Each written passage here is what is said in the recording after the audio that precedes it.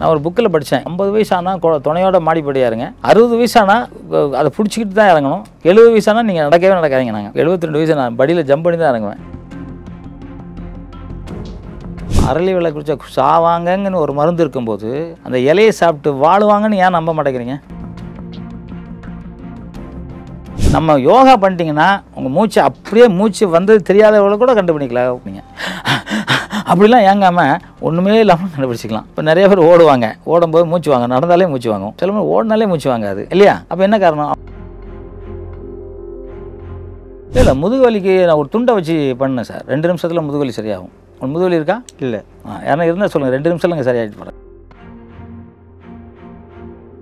MRI scan எடுத்து doctor treatment கொடுத்து பண்ண முடியாது, இவர் ஒரு துண்டு பண்ணோம். நான் பண்ணியிருக்கேன், எனக்கு பண்ணியிருக்கேன். L1 L2 L4 L5 எனக்கு ஆக்சிடென்ட் ஆகிடுச்சு ஷூட்டிங்கில். ரோப் இருந்து விழுந்து ஆப்ரேஷன் பண்ணியே தெரிஞ்சாங்க.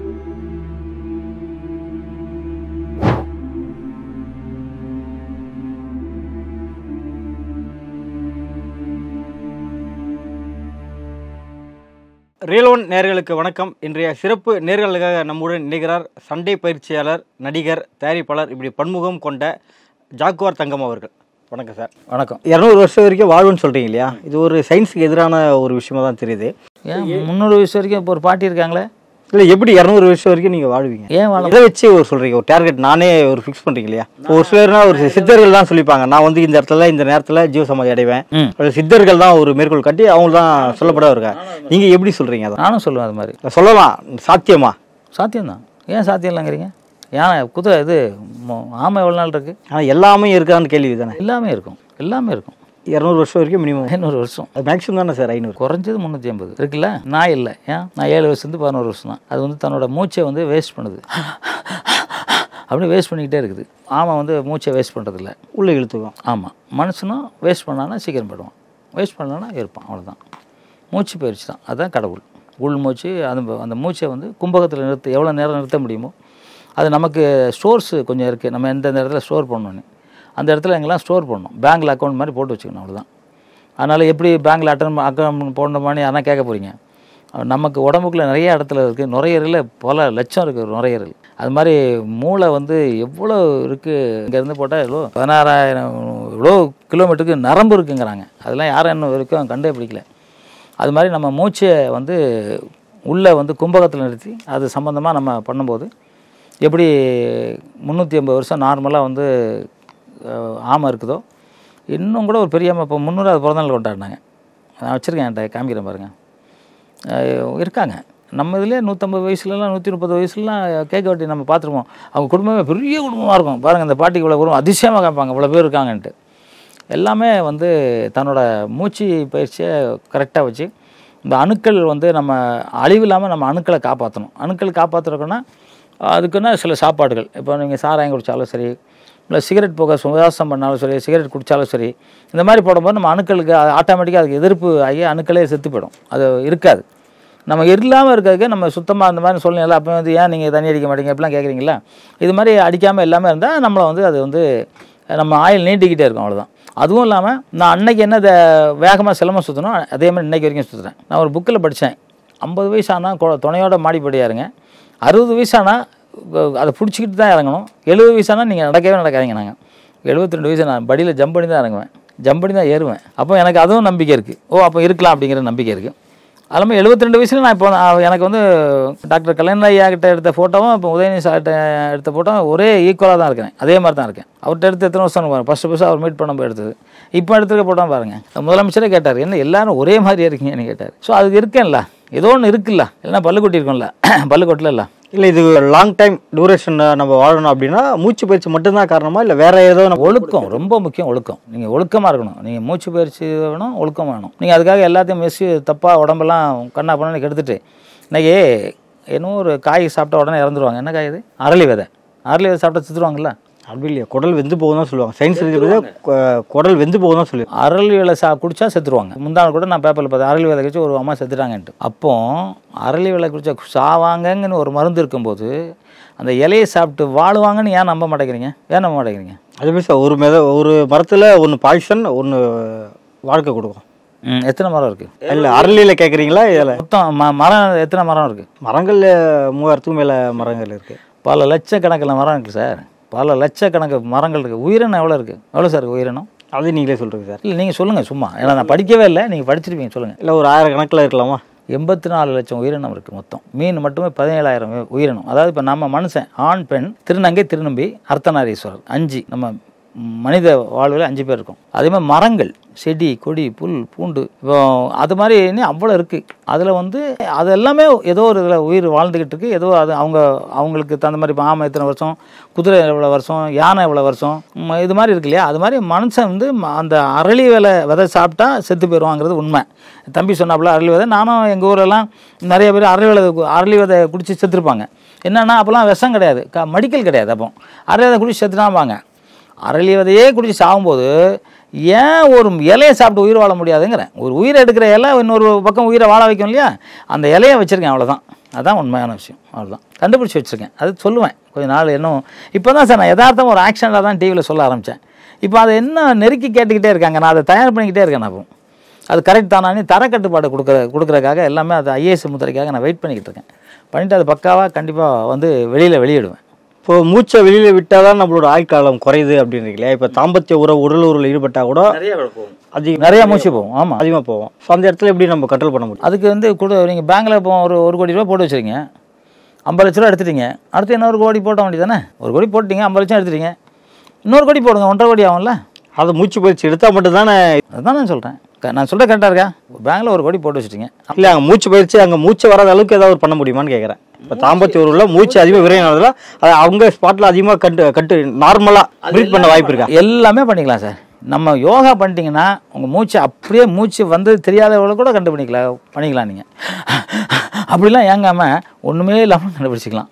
இப்போ நிறைய பேர் ஓடுவாங்க, ஓடும்போது மூச்சு வாங்க, நடந்தாலே மூச்சு வாங்கும். சில பேர் ஓடினாலே மூச்சு வாங்காது இல்லையா? அப்போ என்ன காரணம்? அவங்க பயிற்சி தான். சிலவங்களுக்கு இயற்கையாகவே அந்த பயிற்சி இருக்கும். ஒரு சிலர் சொன்னால நிறையா சாப்பிடுவாங்க, வயிறு வரவே வராது, அப்படியே பாம்பு குடல் மாதிரியே ஒட்டிக்கிட்டு இருக்கும். சிலர் கொஞ்சம் தான் சாப்பிடுவாங்க, வயிறு பெருசாக இருக்கும்.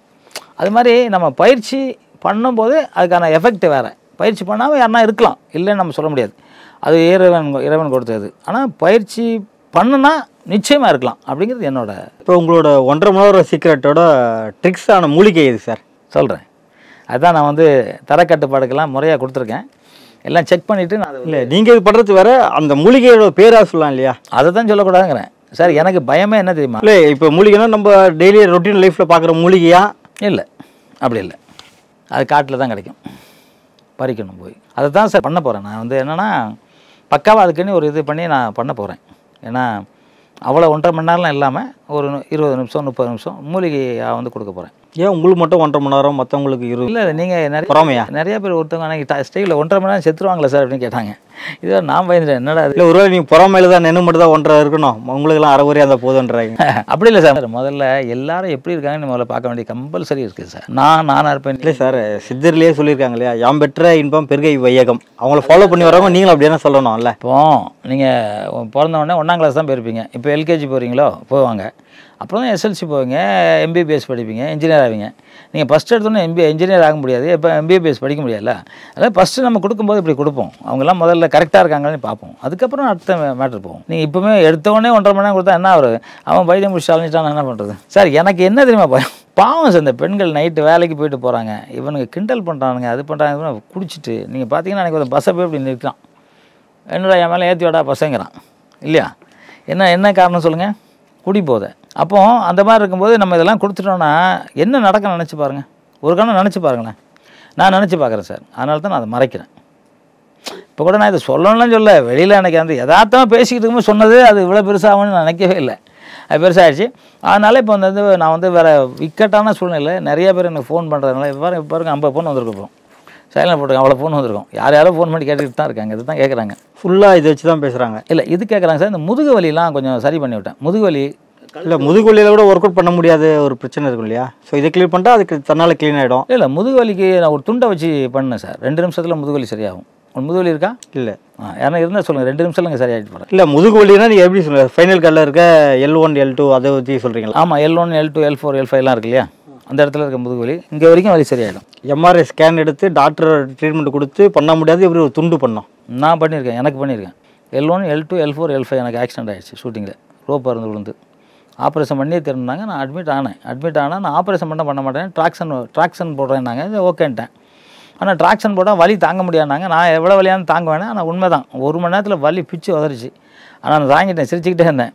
மாத்திரை போடுங்க வலிக்குனாங்க, அதெல்லாம் வேணான்ட்டேன். ஆனால் வந்து 2 நாளுக்கு அப்புறம் எனக்கு வந்து இது மாதிரி துண்டு வச்சு பண்ணணும் அப்படின்னு சொல்லி எனக்கு வந்து சொன்னாங்க.